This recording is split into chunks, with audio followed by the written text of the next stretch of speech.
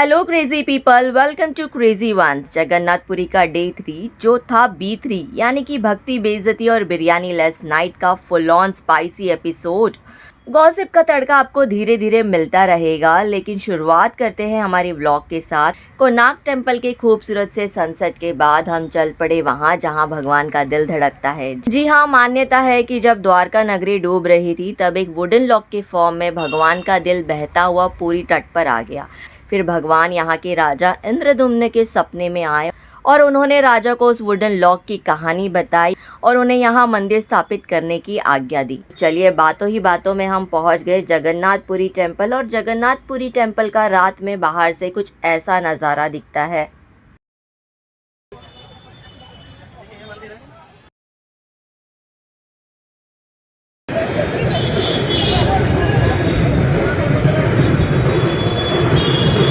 ये देखो मेरी सवारी रिक्शा राइड, शोल्डर रिक्शा। अभी हम लोग जा रहे हैं जगन्नाथ टेम्पल में दर्शन करने के लिए। अभी रात के 8:30 हो गए हैं और देखिए यहाँ का माहौल।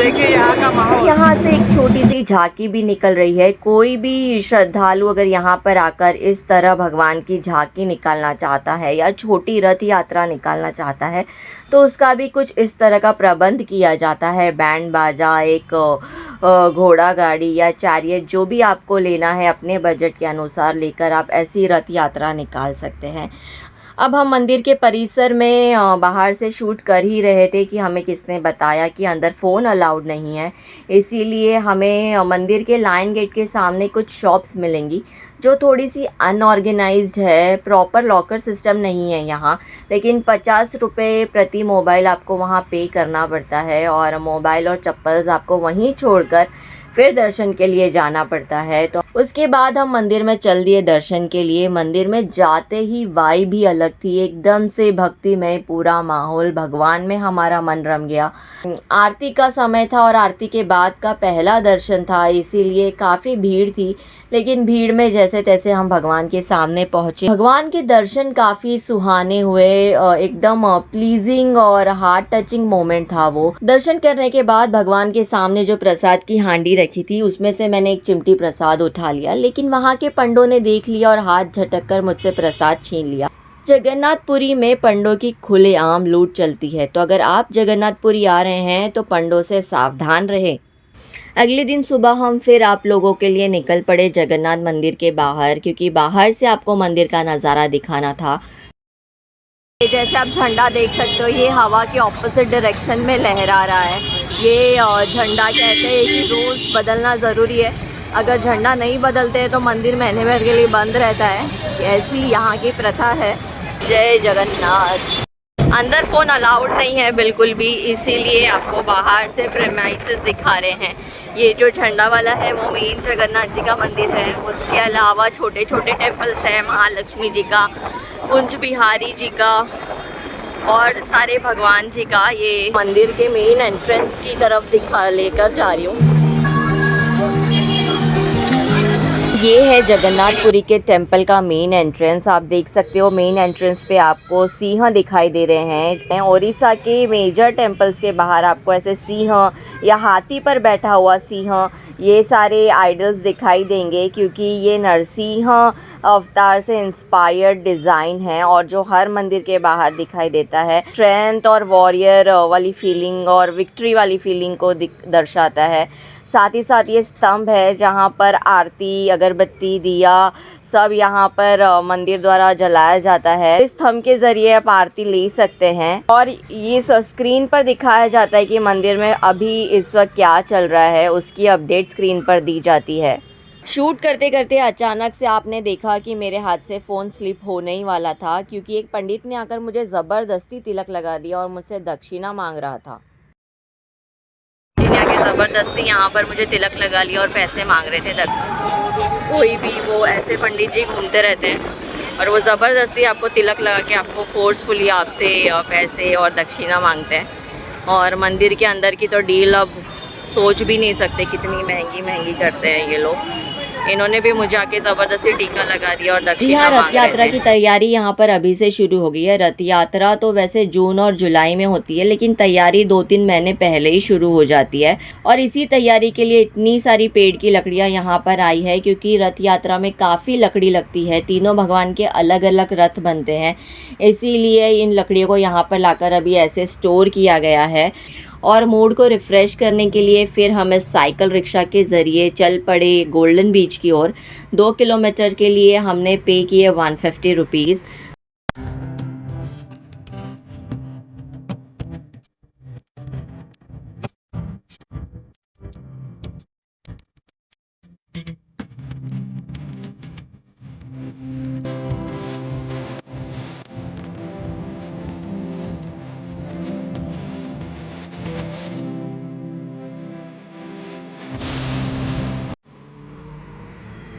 गोल्डन बीच पे अगर आप जाते हो तो ये काफ़ी क्लीन एंड फैमिली बीच है, और यहाँ पर हर चीज़ का रेट है। अगर आप बीच पर 3 घंटा स्पेंड करते हो तो उसका 20 रुपया चार्ज है, जो टिकट मैंने अपने लिए लिया था। अगर आपको चेंजिंग रूम वगैरह यूज़ करना है तो आपको 50 रुपीज़ पे करना पड़ता है।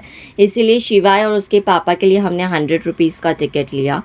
गोल्डन बीच पर एंटर करते ही हमने गोल्डन बीच को देखा और मन खुश हो गया। इतना क्लीन क्रिस्टल क्लियर बीच कहाँ मिलता है आजकल।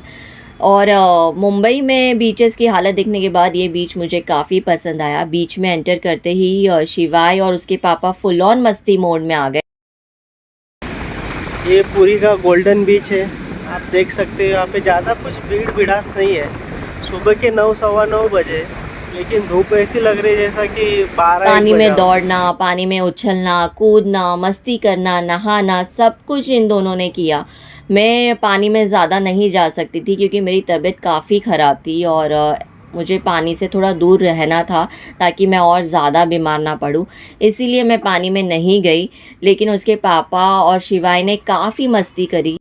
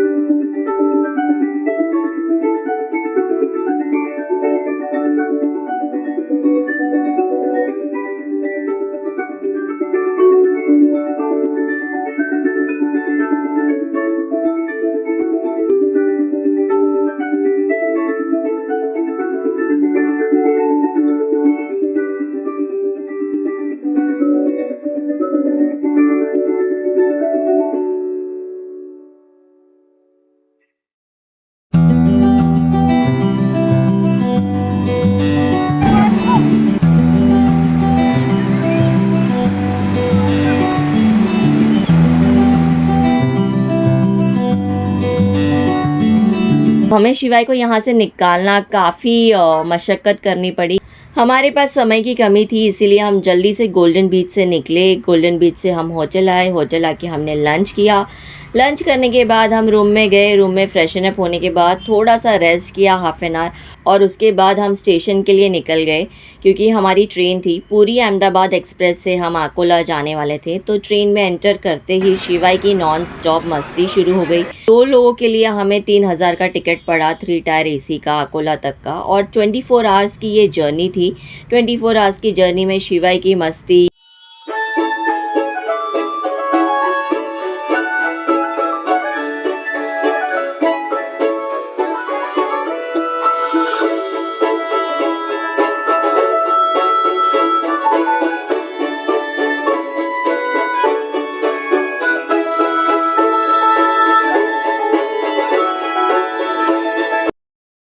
क्या कहना चाहते हो आप इस ट्रिप के बारे में?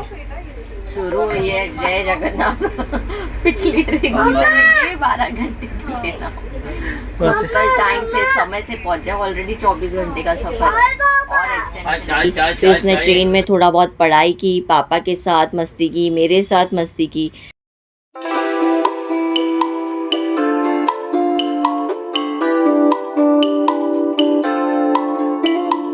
अब 24 घंटे की जर्नी थी तो बोर होने से अच्छा है हमने साथ ट्रैवल करने वालों के साथ काफ़ी चिट-चैट किया, हमारी स्टोरी सुनाई, उनकी स्टोरी सुनी। यही था आज का मेरा व्लॉग।